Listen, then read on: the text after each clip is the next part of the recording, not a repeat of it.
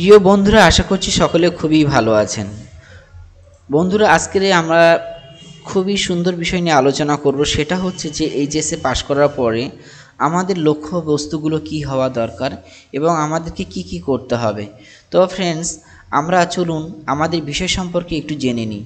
আশা করছি প্রত্যেকেই আপনারা যে রেজাল্ট জেনে নিয়েছেন এবং আপনাদের রেজাল্ট সম্পর্কে সবাই অবগত রয়েছেন। তো ফ্রেন্ডস, আপনারা যদি এখনও রেজাল্টটা না দেখেন, রেজাল্টটা দেখে নিন। আর আজকে আপনাদের সঙ্গে এত সুন্দর একটা আলোচনা করব যেটা আপনাদেরকে খুবই কাজে আসবে। এইচএস পাশ করার পরে আমাদের কি টার্গেট, আমাদের করণীয় কি, আমাদের করতে হবে কি এবং আমাদের জন্য কোন কোন কলেজগুলো পারফেক্ট হবে, সমস্ত বিষয়গুলো নিয়ে আপনাদের সঙ্গে আলোচনা করার চেষ্টা করব। চলুন বন্ধুরা, যদি আপনারা এখনও রেজাল্ট না দেখে থাকেন, রেজাল্ট দেখার জন্যে এই ভিডিওর ডেসক্রিপশন বক্সে সেখানে লিঙ্ক দেওয়া থাকবে, আপনারা রেজাল্ট দেখে নেবেন। আশা করছি সকলে রেজাল্ট দেখে নিয়েছেন।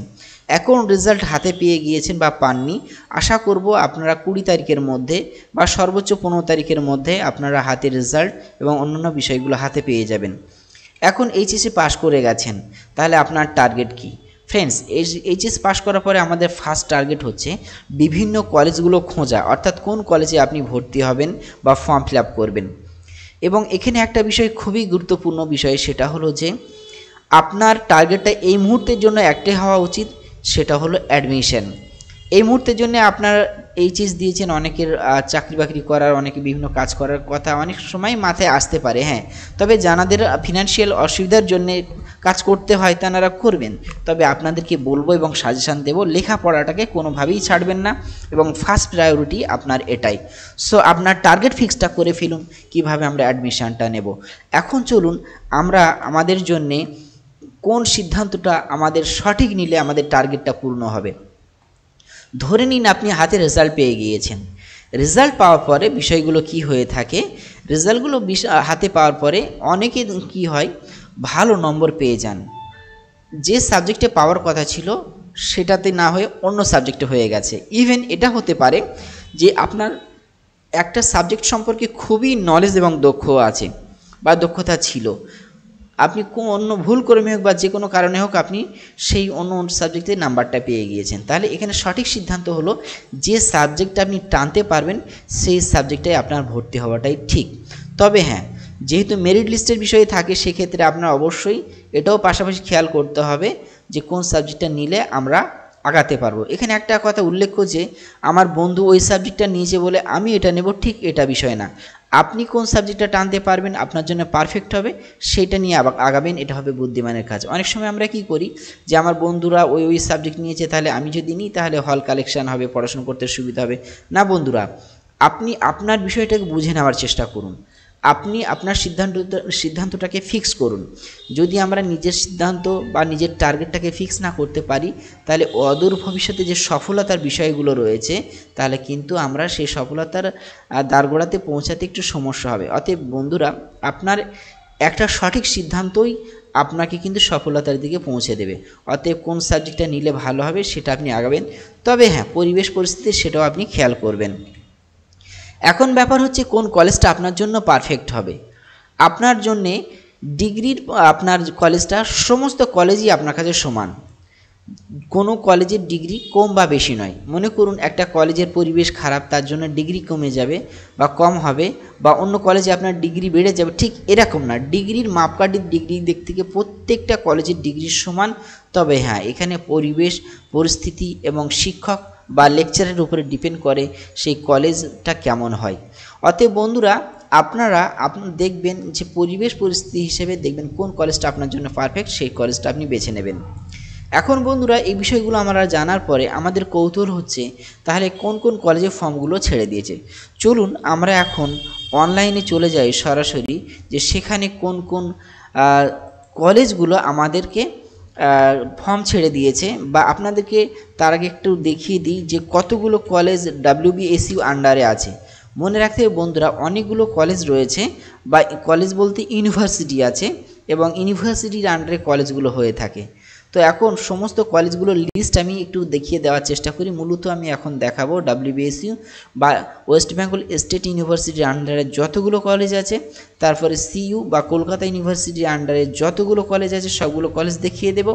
এরপরে বন্ধুরা আমি দেখিয়ে দেব আপনাদেরকে কল্যাণী ইউনিভার্সিটির আন্ডারে যতগুলো কলেজ আছে সবগুলো, এছাড়াও অন্যান্য কলেজ সম্পর্কে কিছু কথা বলবো। তো চলুন বন্ধুরা এখন আমরা কিছু কলেজের লিস্ট দেখি, এবং এই লিস্টের ভিতরে আপনার যে কলেজটা ভালো মনে হবে সেই কলেজের লিঙ্কে আপনি ক্লিক করবেন, সরাসরি সেই কলেজের আপনি ওয়েবসাইটে পৌঁছে যাবেন। তবে এখন একটু উল্লেখ্য বিষয় হচ্ছে কি, আপনারা সবাই রেজাল্ট হাতে পেয়েছেন বা পাননি, বা পেয়ে যাবেন ইনশাল্লাহ আগামী 20 তারিখ বা 15 তারিখের মধ্যে। তো এখন আপনাদের টার্গেট হচ্ছে কোন কলেজে আমরা ভর্তি হবো বা ফর্ম ফিল আপ করবো, বা কোন কোন কলেজে এই মুহূর্তের জন্য ফর্ম ফিল আপ করা শুরু হয়েছে। বন্ধুদেরকে একটু আশা দিয়ে জানাই, আপনাদের রেজাল্ট দেওয়ার ঠিক 3 দিন পরে থেকে বিভিন্ন কলেজে কিন্তু ফর্ম ফিল আপ ছেড়ে দেয়, কোনো কোনো কলেজে 1 সপ্তাহ পরে দিয়ে দেয়। তো আমরা এখন জানবোটা কী করে? তাহলে জানার জন্য মেন টার্গেট হচ্ছে প্রত্যেকটা কলেজের ওয়েবসাইট ভিজিট করতে হবে, এবং যখনই যে কোনো কলেজেরই ওয়েবসাইট লিঙ্ক ছেড়ে দিক না কেন আমি অবশ্যই ভিডিও বানিয়ে দিয়ে আপনাদেরকে হেল্প করার চেষ্টা করবো ইনশাল্লাহ। তো চলুন বন্ধুরা আমরা এখন দেখে নিই প্রথমে WBSU আন্ডারে কতগুলো কলেজ রয়েছে, এবং সেই কলেজগুলো আমরা দেখে নেব, এবং আপনার জন্য যেটা পারফেক্ট হবে সেই কলেজে আপনি ভর্তি হতে পারবেন। এবং প্রত্যেকটা কলেজের লিঙ্ক আমি ভিডিও ডেসক্রিপশন বক্সে দিয়ে রাখবো, যেটা আমি যেহেতু লাইভ ভিডিও করছি, তো ফ্রেন্ডস সেক্ষেত্রে আপনার আমি যতটুকু সময় লাগছে আপনার ততটুকু সময় লাগবে না। অতএব সেক্ষেত্রে আপনার সরাসরি কলেজের লিস্টগুলো দেখবেন, যেটা আপনারা এখনই দেখতে পাচ্ছেন। তো আমরা দেখতে পাচ্ছি all affiliated WBSU colleges. WBSU আন্ডারে এতগুলো কলেজ রয়েছে। আপনারা এখানে আপনাদের বাড়ির কাছে যে কলেজটা আছে আপনি সেই কলেজগুলো খুব সহজে বেছে নেবেন, এবং সেই কলেজের ওয়েবসাইটে চলে যাবেন। চলে গিয়ে আপনারা সেখান থেকে আপনার পুরোপুরি সমস্ত কিছু পড়ে নেবেন এবং দেখে নেবেন। চলুন আমরা এখন ডিরোজিও মেমোরিয়াল কলেজের ফর্ম ছেড়েছি কিনা একটু দেখে নিই, বা এনারা আন্ডার গ্র্যাজুয়েটের জন্য কী করছে সেটা একটু দেখে নিই। আমি ডিরোজিও কলেজের ওয়েবসাইট লিঙ্কে ক্লিক করলাম। এখন আমরা চলে আসছি ডিরোজিও মেন যে ওয়েবসাইট আছে সেটাতে আমরা চলে এসেছি। তো ফ্রেন্ডস ডিরোজিও এই ওয়েবসাইট লিঙ্কে আসার পরে আমরা এখানে নোটিশ ফলো করব। নোটিশ অবশ্যই দেখতে হবে আপনার যে কবে আপনার ফর্ম ফিল আপটা ছাড়বে। যদিও আমি কিন্তু দিয়ে দেব ভিডিওটি সঙ্গে সঙ্গে, নোটিশ দেওয়ার সঙ্গে সঙ্গেই। তো আমরা এখানে এখন দেখতে পাচ্ছি না যে এখন এই মুহূর্তের জন্যে ডিরোজিও কলেজে কোনো নোটিশ দিয়েছেন বা ফর্ম ফিল আপ ছেড়েছেন কিনা, অতএব এখানে এখনও ফর্ম ফিল আপ ছাড়েনি। তো আমি এছাড়াও আরও 2-1টা কলেজের আপনাদেরকে দেখিয়ে দেওয়ার চেষ্টা করছি, যেমন doctor APJ Abdul Kalam government কলেজের একটু ওয়েবসাইটে যাই, যেটা নিউটাউনে অবস্থিত। আপনারা যদি বন্ধুরা এখানে কিছু ওয়েবসাইট অনেক সময় চেঞ্জ হয়ে থাকে, যদি মেন ওয়েবসাইট নাও পান জাস্ট নর্মালি টাইপ করবেন যে doctor APJ Abdul Kalam college, আপনার কিন্তু ওয়েবসাইট লিঙ্কে টেনে নিয়ে যাবে। তো এখন দেখতে পাচ্ছেন অফিসিয়াল যে ওয়েবসাইট লিঙ্ক এই যে নিচে দেওয়া আছে, আমি একটু মেনশন করে দেওয়ার চেষ্টা করছি, এখানে দিয়ে রেখেছেন। অতএব আমাদেরকে এখন এই অফিসিয়াল ওয়েবসাইট লিঙ্কটা ইউজ করতে হবে। সো আমরা এখন এটা ইউজ করে আপনাদেরকে একটু দেখাচ্ছি।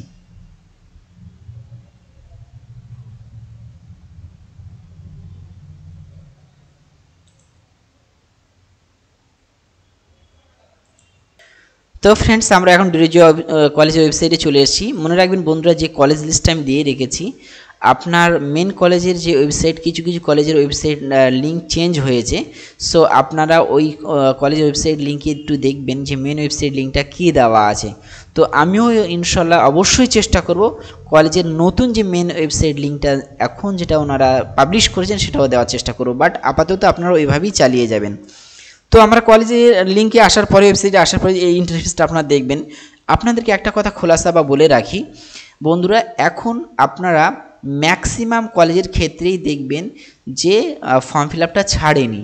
আশা করব এই মাসের 15 থেকে 20 তারিখ অথবা 15 তারিখের মধ্যে বেশি কলেজের ক্ষেত্রেই আপনার ফর্ম ফিল আপ করা ছেড়ে দেবেন। অতএব ফর্ম ফিল আপ আপনারা করতে পারবেন, আপনারা নিশ্চিন্তে থাকেন।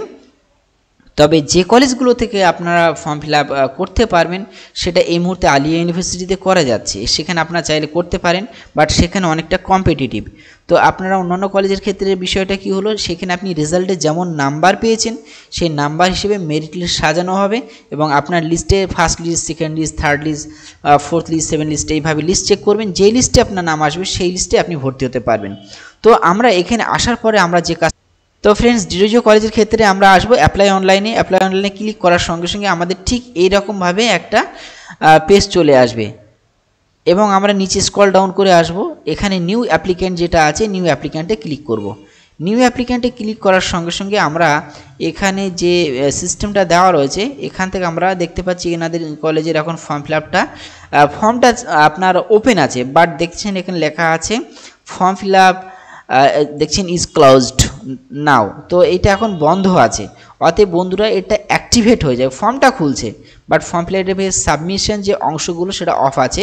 সো আশা করা যায় খুব দ্রুতই আপনার ডিরোজিও কলেজ বলুন বা অন্যান্য কলেজ বলুন ফর্ম ফিল আপটা ছেড়ে দেবেন। চলুন আমরা এখন জেনে নিই বেথুন কলেজ বা ইস্ট ক্যালকাটা মানে আপনার কলেজে এটা ছাড়ছে কিনা। তো ইস্ট ক্যালকাটা গার্লস কলেজে আমরা দেখি এখানে ফর্ম ফিল আপ ছেড়েছেন কিনা। তো ফ্রেন্ডস আমার মূল বলার উদ্দেশ্য হচ্ছে যে কোন কলেজে ফর্ম ফিল আপ ছেড়েছেন কিনা বা কোনো কলেজে ছাড়ছেন কিনা এটা জানতে গেলে আপনাকে অবশ্যই ওয়েবসাইট ভিজিট করতে হবে। ওয়েবসাইট ভিজিট করবেন এবং সেখানে নোটিশ দেখবেন, অথবা সেখানে দেখবেন ইউজি, অথবা আপনার লেখা থাকবে আপনার অ্যাপ্লিকেশন নাও, অ্যাডমিশন নাও বা ফর্ম ফিল আপ নাও, এই ধরনের যে প্রশ্ন মানে লিঙ্কগুলো থাকবে, জাস্ট লিঙ্কগুলো আপনারা ক্লিক করবেন এবং নোটিশগুলো দেখবেন যে ফর্ম ফিল আপটা কবে ছেড়েছেন, সেই হিসেবে আপনারা ফর্মটা ফিল আপ করতে পারবেন। তো আমরা ইস্ট ক্যালকাটাতে দেখতে পাচ্ছি বন্ধুরা এখন কোনো সেইভাবেই আপনার ফর্ম ফিল আপ ছাড়েনি, তবে আপনারা যেই অপশানগুলোতে গিয়ে দেখবেন, যেমন এই দেখতে পাচ্ছেন স্টুডেন্ট এর এমন অপশান থেকে, তবে এখানে আপনার ইউজিদের জন্যে বা ফার্স্ট ইয়ারে যারা ভর্তি হবেন তাদের জন্য আলাদা করে লিঙ্ক তৈরি করেন, যেমন এমন জায়গায় অ্যাডমিশন নাও বা ফর্ম ফিল আপ নাও, এই সমস্ত অপশানগুলো থাকে। যেমন এই কর্নারে দেখছেন অ্যাডমিশন। সো আমরা এখানে একটু ক্লিক করে দেখি অ্যাডমিশনে ক্লিক করার পরে এখানে কিছু আসছে কিনা।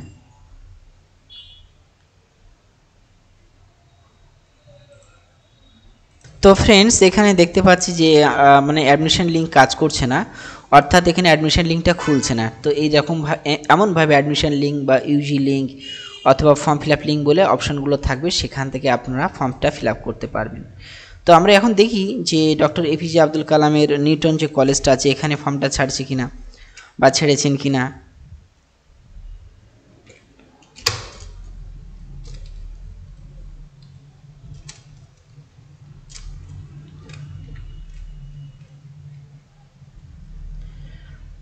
তো বন্ধুরা আমরা মেন কলেজ ওয়েবসাইটে আসব। অলরেডি আপনাদেরকে এখানে আমি নিয়ে এসেছিলাম, তার জন্য আপনারা যেটা করবেন এটা সিম্পলি আপনি কলেজের নামটা সিলেক্ট করে ইউআরএল বারে গিয়ে সার্চ করবেন, কারণ এই কলেজের ওয়েবসাইট লিঙ্কটা চেঞ্জ হয়েছে। সো ফ্রেন্ডস এই জন্য আমরা অ্যাকুরেট দেখতে পাচ্ছি না। এখন আমরা দেখতে পাচ্ছি .in দিয়ে আছে, এই যে ফার্স্ট লিঙ্ক আছে www.apjake.ge.in, এখানে আমরা ক্লিক করব। অবশ্য অ্যাডমিশনের সময় বা ফর্ম ফিল আপের সময়ও লিঙ্কটা কিন্তু চেঞ্জ হয়ে যেতে পারে। তো ফ্রেন্ডস মোদ্দা কথা হচ্ছে যে কলেজেই হোক না কেন সেই কলেজের ক্ষেত্রে আপনারা যেমন এই কলেজে দেখুন এই যে কর্নারে অ্যাডমিশন অপশানটা দিয়েছেন, এই যে দেখছেন অ্যাডমিশন। তো এমনই আপনাদের অপশানগুলো থাকবে। আমি এখন অ্যাডমিশনে ক্লিক করি। অ্যাডমিশনে ক্লিক করার সঙ্গে সঙ্গে বলছেন যে this site is under construction, অতএব বন্ধুরা এখনও ছাড়েনি। তো বন্ধুরা আপনাদের অভিবাদন থাকলো, ভিডিওটি আর লম্বা করছি না। সমস্ত কলেজের জন্য একই অবস্থা বা একই বিষয়টা দাঁড়িয়ে আছে। আমি কলেজের লিঙ্কগুলো দিয়ে রাখবো বা ওয়েবসাইটের লিস্টগুলো দিয়ে রাখবো, সেখানে আপনি ক্লিক করবেন এবং ওয়েবসাইটটা ভিজিট করবেন। যদি সাইট চেঞ্জ হয় আপনারা জাস্ট একটু ঘাঁটাঘাঁটি করবেন এবং নিঃসন্দেহে আপনি সেই কলেজের নোটিশ সম্পর্কে বা ফর্ম ফিল আপ সম্পর্কে একটা ধারণা লাভ করবেন। তো ফ্রেন্ডস ভিডিও এতটুকুই, আশা করছি ভিডিওটি ভালো লাগবে। চ্যানেলে যদি নতুন হয়ে থাকেন চ্যানেলটি সাবস্ক্রাইব করতে পারেন। আপনার ভালো লাগুক কিংবা না লাগুক আপনার এক্সপ্রেশনের জন্য আপনি লাইক বা ডিসলাইক দিতে পারেন। আপনার বন্ধুদের সঙ্গে শেয়ার করুন। ভালো থাকুন, সুস্থ থাকুন, ধন্যবাদ।